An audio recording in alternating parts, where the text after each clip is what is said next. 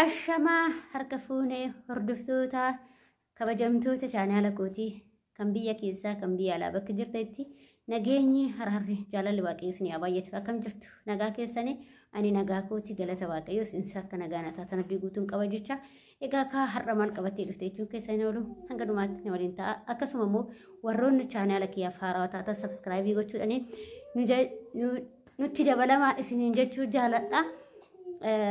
Akkasuma warri jajjabeessatan hedduutu akka galatooma ulfaadhaay har'a maal qabattee dhufte naan jechuun keessanii oolu har'a wanti qabattee dhufe gara keessan jechuudha obboloota kooyi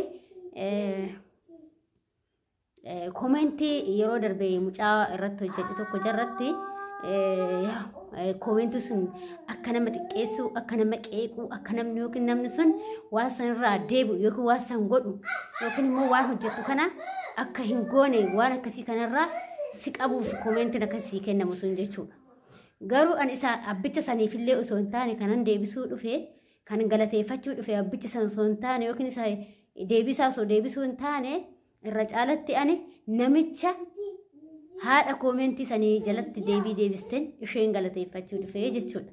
Maaliif namni sammuu qabu namni sammuu qabu namni kaayyoo qabu nama jecha nama akkanaati jechuudha. Namni tokko immoo kan sammuu hin qabne kan akkuma argatti yaadu jira akkuma garte ittuma dhufeef kan yaadu qofa kara kalatti yaadullee hin beeku jechuudha.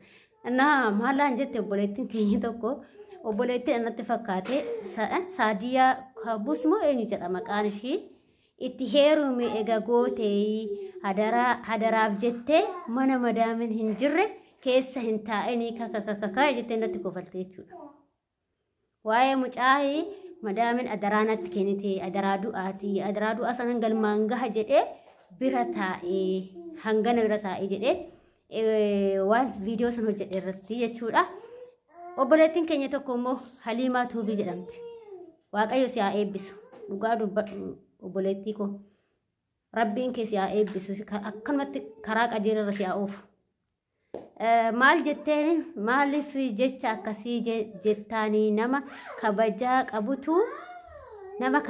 qabutu qabuu fi nama namaa beekutu mana namaa tiksuu fi mana namaa taa'a. Ati garuu sammuu heerumaa qofa qabdaa osoo si ta'e hanga isii kana hin teettu jaarsa madaamii fudhataa fi jette.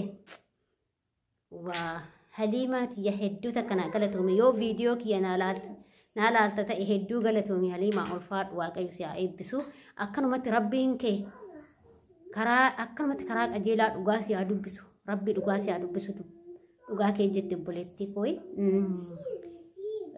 Dhugaa kun ilaala akkanatti namni kaayyoo qabu namni karoora qabu namni yaada bareedaa qabu akkanatti nama barreessa jechuudha beeka. Nama tokko jala seenii raawwatee ilaalu nama san irratti waan beeku waan hamaa namarratti yaaduu deeman jechuudha. Amma sunis dubartiidha. Osoo ishii taate dhuguma jette osoo ishii taate fudhattee heerumte jechuudha. Obboleettii koo kan amma komentii sanii atuu teeru mirga gooti adaraadhaaf jettee mana namaan taa'in nannaan jettu ani obboleettii koo addunyaa tanaafii miti kanan taa'uuf addunyaa tanaafii miti. Addunyaa ishee baruuf galaa ishee baruu saniifan adaraa du'aa natti kenne san isa qabadhee taa'aa jira malee yookiin akka kee heerumaa miti heerumuuf hin baane mana biyya kiyyaa kanan dhufe heerumaa fi miti obboleettii koo yoo heeruma ta'e ijoolleen Oromoo keenyaa hedduutas biyya kana keessa jira jechuudha. Heeruma akkasiin qabu koodee heeruma isa dheessuufun biyya kana dhufe jechuudha. Sa'aatii malee ibidda keessa hin seenu jedhee barumsa koo guutee addaan bahee biyya kana dhufe jechuudha. Malee araba dhiisiti saba kiyyaayyuu kan seeran naa dhufe gateessan biyyaa bahee jedha lubbiyyee isa kana beeke. Maal jetti jedhanis sareen maal jetti re'een maal jetti jedhani kan ofiin beektu sareedhaan eegee qaqqabee jettiidha. Obboleettii koo kan dura kan namaa haasa'urra kan kee beeki malee kan namaan haasa'u. Maaliif namni tokko kaayyoo qaba malee heerumaaf hin baane. Ati fakkeenyaaf odoo amma si ta'e hin heerumtaa jechuudha. Akkuma Haliima siin jettuyyuu hin heerumtaa odoo si ta'e jechuudha.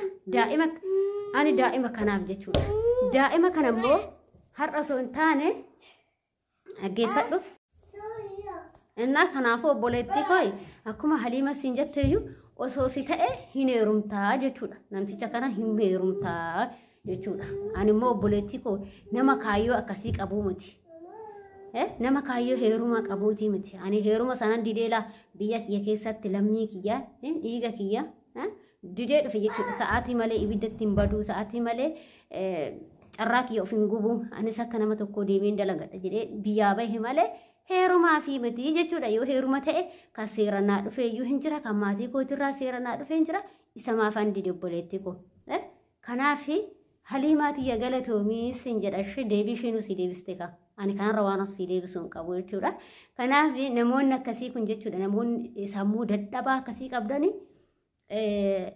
ati gaafa ati gaarii taate namni hunduu gaarii sii ta'a obboleettii koo. Gaafa ati badduu taate hoo ati qilqilqilqil jara jettee akkuma mennoon jettu mucoo maakin qiu jetti ijoolleen dhiira jira jettee akkasin ta'u ani firiidamii kiyyaanan deema jettee akkasanii obboleettii koo ani naamusan qaba intala naamusa qabdu dhageeche intala naamusa qabdu afaan inan haasa'a malee sammuu bal'aan qabasi akka kee kana gadi hin qabu ani sammuu bareedduun qaba jechuudha.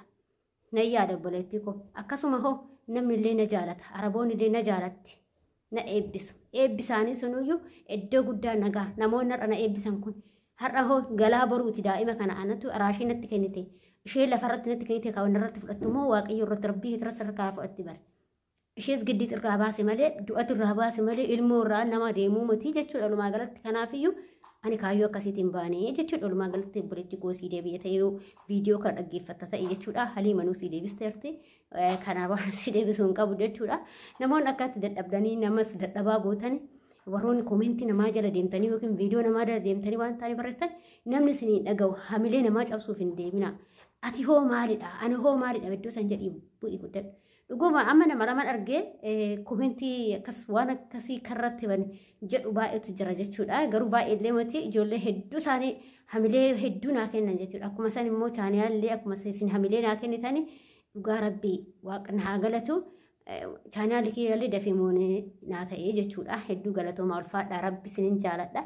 Osoo kutaadhaan gandaan amantaan waliin qoodiin hunda keessan waan isinin jaaladha jechuudha. Nama hundumaa nan kabaja.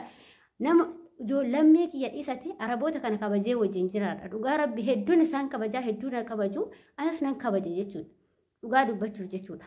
Ani namtichi kun akka ilmoo isaatti na laala malee akka sarrataan nyaatti na laala. Sa'aatii barbaadeen rafee ka'a sa'aatii barbaadeen daa'ima kiyya wajjin maaliif anatu daa'ima kanaaf jedhee taa'e malee ani yookiin giddii wayii narraa qabaatanii giddii na teechisanii mati obboleettii koo. Kanaaf kana nama halkan keessaa kun naannoo sa'aatii 10 akka Itoophiyaa naannoo sa'aatii 10 tan amma sa'aatii waraabaa jiru viidiyoo jechuudha. Kun haga ammaa mucaa kana wajjin ta'e isaan rafanii jiru. Sa'aatii barbaanne yoo rafnee kaane namni maa sa'aatii kana raftan hin jiru. Maaliif amala kiyya beeku yaayyuu kiyya beeku akka nama kabaju beeku akka nama gaarii ta'ee yookiin ofii kiyya gaarii ofiin jedhu garuu gaariin waaqayyo tokkicha jechuun baqannaa ima namaayyuu qabdee sarara kanatti jayyaatuun kee osoo madaameen jiraatin waggaa tokkoo fi ji'a ja'an bira ta'a jechuudha. Kunoo inni fuudhee jira.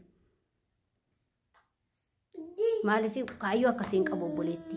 Namtichis nama akkasii sanii diumati. Namticha dhiisi ijoollee sadii dargaggeessis akka ijoollee biraati miti. Baay'ee ijoolleen argitan jirta yeroo laayif irratti hojii dhufu jechuudha ijoollee jechuun. Waan takka hin beekan baay'ee nama gaggaaridha bakka warra eebbifamaadha jechuudha. Dhugaa bakka waaqayyoo rabbiin isaan haa eebbisu. Namtichi kun nama guddee takkaaf salaata hojjetan dabarsan. Halkan qixxee ka'ee kan deemee salaata jechuudha. Takka manattuu salaatee beeku dhugaas hin jedha. Halkan qixxee ka'ee deemee waskii jedha. Ijaan akkana si ilaalu nama bakkuma ati jirtu iyyuu sin beeku. Nama akkas si ilaalu miti. Nama akkasitti namatti taf jedhu sanii miti. Kanaaf obboleettii koo shawadamin osoo si ta'e dhugaa kee jettee hin heerumta ta'e. Ani immoo nama akkasiitii miti kana kaayyoo heerumaatti sin qabu. Si jammaar osuma ta'e iyyuu harabaneeru. Osuma ta'e iyyuu harabaneeru. Lammii biyya kiyyaa ilma Oromoo lammii biyya kiyyaa karaarra taa'ee kan sana heeruma malee lammii biraa heeruma abadan. Waan fe'e iyyuu osoo qabaate jechuudha. Maallaa godhan ultiisa. Humaanaan godhu. Anaa akkasii sin jala obboloota koo warroonni chaanaala kee afaaraa taatan sabiskiraabii gochuudhaaniin maamila keenya ta'a warri taatan immoo hedduu takkanaa galatoomaa ulfaadhaa isin jedha isin jaaladha isin kabajaa isin jedha obboloota koo akkasuma immoo obboleettii koo Haliimaa Tuubii hedduu takka galatoomii ulfaadhu deebii keetis.